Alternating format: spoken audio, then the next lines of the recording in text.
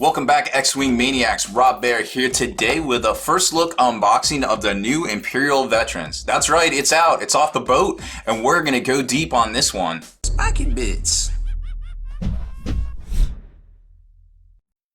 Make sure you stay in the trenches by becoming a supporter over on Patreon and also scoring yourself some free miniature swag in the process. Subscribe to this YouTube channel. Check out our site, spikybits.com, for all the hot hobby tutorials, news, rumors on all your favorite hobby topics. And head on over to thelongwar.net. That's the home of the battle reports for exclusive content, early access videos, and more. Become a veteran of the Long War today.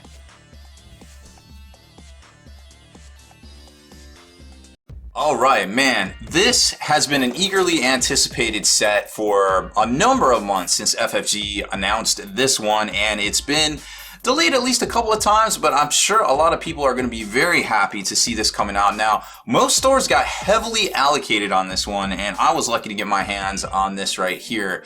I might not even be able to keep it, to be quite honest. I may have to go back and go to somebody else in the store. I may have accidentally jumped the line, but you know, if that's the case, I'll keep it all together. I am not going to hold the hobby hostage from somebody else. So let's take a closer look at the kit that comes in here. Obviously, there's all sorts of new upgrade cards, as well as the great two new ships. The new Defender model with that red paint job, which typically is reserved for, you know, the Imperial Guard as far as the Emperor goes. But here's all the accoutrements, and of course you got your little cheat sheet here, which usually gives you a couple of ideas about if there's anything new in here. They basically explain it, like the negative points cost, which we've seen in the past with the A-Wings, of course. Some different things like limited. There's a difference between limited and the dot, actually, you know, as far as, you know, unique and things like that. So keep all of that in mind. Then it basically how to detonate a bomb token, which they've shored up and put out a couple of extra cards on as well. Some missions right here. This is mission special scenario 17 in here, and then here's the dials right here. Of course, you got the TIE Bomber and the TIE Defender as well coming in high. TIE Bomber's actually a pretty neat little ship. I mean, it's actually kind of maneuverable. It just doesn't have that two. Excuse me, the two is red. You know, it just doesn't have that one, but what TIE Fighter does, the TIE Defender, of course, for its points cost. But again, it's red. You know, so these things aren't as maneuverable tightly, but they do have all the other maneuvers that make, you know, ships great and, you know, tactically viable in game. So we don't need to see any of this stuff. We've seen all that in the past. Let's take a look at the ships themselves. Now, they got this the bombers sporting these fresh racing stripes right here, white racing stripes, and the TIE Defender itself is just coming in hot with, you know, the sleek new red paint job with, let's take a look at these and see if we can get them in focus here.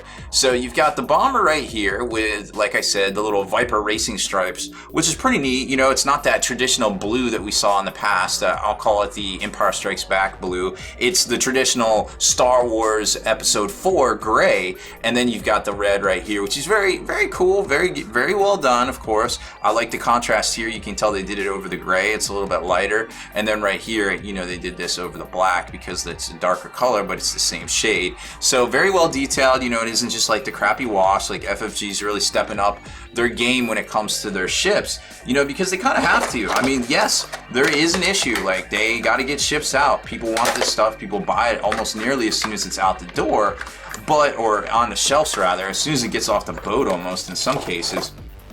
But there's a problem, you know, they got to keep their quantity up, you know, like every major manufacturer goes through these issues in their production cycle, and it's, you know, it's cool to see FFG just not giving in and just be like, all right, just crank the shit out, you know, like, we're gonna hold the line, we're gonna set our standards, and we're not gonna give, you know, well, we're gonna get behind, but we're not gonna give in to temptation and put out a lesser quality product, which of course Star Wars might have an issue with as well. So here's some of the pilots that come in here. We're going to take a closer look at these. I believe Gamma Squadron we've already seen. Deathfire, of course, we've seen Mr. Steelman right there in the past. Countess makes her debut here.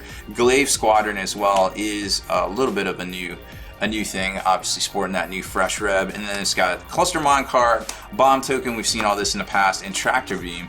All cards that we have seen in the past and unboxed here. So we're not going to focus too much on them. So Deathfire, there seems to be some chatter out there about this guy. He's pilot skill 3, 2 attacks, 2 agility, 6 hull, 0 shields, of course. You know, got some decent actions that you would expect. 17 points. Not too bad, to be quite honest. Not too bad. The problem is here, he's a 3, so he's going to be on par with some of those, scout lists out there, right? So his special ability, when you reveal your maneuver dial, or after you perform an action, you may perform a bomb upgrade card action as a free action. So that can get some people, because remember, bombs go off and generally they blow up, and there's a radius kind of thing. So that's really interesting to see. So after you perform an action, which could even be a barrel roll right there, doesn't have an EPT slot, but man, he could carry a lot here. Your standard loadout. The Gamma Squadron has an EPT though, pretty much same stat line except for 5 pilot skill for 2 points more. Depends on what you're trying to do here, but that might not be a bad option. Then we got Merrick Steel.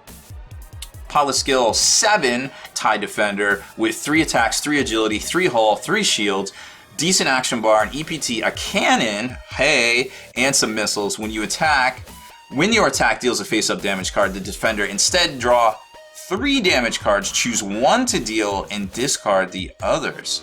That's pretty dirty, right? When we've seen that in the past, it's pretty dope. Then you got the Countess, she's pilot skill 5. When you reveal a forward maneuver, you may treat it as a K maneuver. Wow, what? Now, I don't think that counts as red, because when you reveal forward, if it's white, it turns into a K turn. Doesn't say anything about being red. Am I right? I feel like that's pretty dope. That's one of the most maneuverable ships right there. It does have an EPT, so more shenanigans abound, of course. Then the Glaive Squadron is just a pilot skill 6 version for also the same points, so a little bit higher pilot skill. You got the slots here the same, an EPT, a cannon, and a missile. So very saucy stuff right there. I would expect the Countess and Deathfire to be making some sort of an impact here in the near future, mostly because of these upgrade cards here. Now you got the TIE D, and let's take a break and zoom in on these because they're so small. Okay, so you've got the TIE D, which great title upgrade card. Crack Shot we've seen in the past. Super shenanigans, especially with the new FAQ, where you can wait for them to roll their dice, and then you can pop this off and start messing with them. Tractor Beam, it's a cannon. It can go on the defenders. Hey, we've seen that in the past though. System Officer, very dope. TIE Shuttles, a little transformation for the bomber that you can do. Cluster Mines, Proximity Mines, I'll just leave these out. We've seen them. Long Range Scanners. That's something that's getting some chatter out there too. So you get 2 copies of all of those, 1 copy of the existing stuff, and of course 2 copies of the TIE D, 1 for the one that comes in the box and 1 for the one I guess they expect you to have. So let's take a closer look at these. TIE D, once per round, after you perform an attack with the cannon secondary special, a weapon that costs 3 or few squad points, which, let's take a look over here at Tractor Beam. Hey, it still counts. You may perform a primary weapon attack. So not only can you toss people, but you could also perform a primary weapon attack. Okay, and remember, primary weapon on a defender is 3. And if you're a range 1, of course, could become 4. So you could toss stuff around, maybe get it a little closer to you, depending on, making somebody barrel roll into you to get that extra attack. Seems like a good combo, I feel like. Systems Officer, Imperial only and limited. Very, very important differential right there. After you execute a green maneuver, choose another friendly ship at range 1. That ship may acquire a target lock. Now, it's a crew member, again, Imperial only, so that I could see that being huge for Scum, but right there, Imperial only, they've taken it away. So I'm sure there's some combos out there. I'm kind of blanking on them at this point, but I could definitely see that being pretty dope in the right hands. TIE Shuttle, it's for the TIE Bomber. Your upgrade bar basically loses all your ordnance, but gains 2 crew upgrade icons. You cannot equip an upgrade card more than 4 squad points. So no Emperor, folks. Sorry, but it's still pretty dope. You could throw some dudes on there and do some crazy stuff. Just kind of depends on what you're looking to do. Some navigators, some rebel captives. I don't know. Who knows? Callus even. I guess you couldn't really put the Emperor on there, of course, but there's some other crew options I feel like that are Imperial only that might make a splash there. Long range scanners, we just did a battle report here on the channel with this. I'm not sure if it's live yet, but putting this on the bombers to basically get your quick target lock right off the bat, because you never need to do anything on turn 1. So you're always going to be at least at range 1 to 2 away from them. You get that target lock, you keep that target lock, you move in the range, and if they joust you, you joust them back with your ordnance, do a K turn, drop a bomb, do whatever, combo, it's money in the bank right there. I think it's a great card for 0. Boom. TIE bombers. We're gonna see them. We're just gonna see them. That's awesome. TIE X7 is for the Defender upgrade. So you got 2 different upgrades that come in here. You lose the ordnance and the cannon, which I guess ordnance being missile anyways. After executing a 3, 4, or 5 speed maneuver, you may assign 1 evade token to your ship, and it's -2. So that's really interesting to see. It's kind of like a rebuild, not necessarily, maybe more of an arc dodger kind of thing, or perhaps something that's not necessarily meant to joust. Because at that point, it's kind of an overpriced jouster. You know what I mean? At 34 points for a ship, you're kind of an overpriced jouster. Like, I feel like that's just me with my meta inspirations right there. So that can really help out to do more of a hard-hitting kind of a ship type deal, like almost like a mini large ship at that point, depending on what upgrades you put on it. But that title's money in the bank right there, gets it down to 32. I'm digging it. Crack shot, tractor beam, we've seen that already. We don't need to talk about that. Cluster mines, proximity mines. They do come with the templates in here. And speaking of templates, let's take a look at the fancy cardboard cutouts. And by the way, FFG wins the award for most company to generate the most trash upon purchase, I feel like, in the wargame industry. So we've got all their pilot cards here, or their pilot, I think they're called cards. Then you got the templates right here, and seismic bomb right there, your dials, and then the cluster bomb right there, some stuff for the scenarios. These, don't throw these out, because I threw mine out from the last wave that came out, and it turns out those are so you can tell the little custom, the custom ship dials, so you can tell which dial it is. I didn't know. I was like, what is that? That's stupid. So they come with all the ships existing up to that point, but any ships that have come out since, like the Defender, well, I guess these would be in there, but whatever.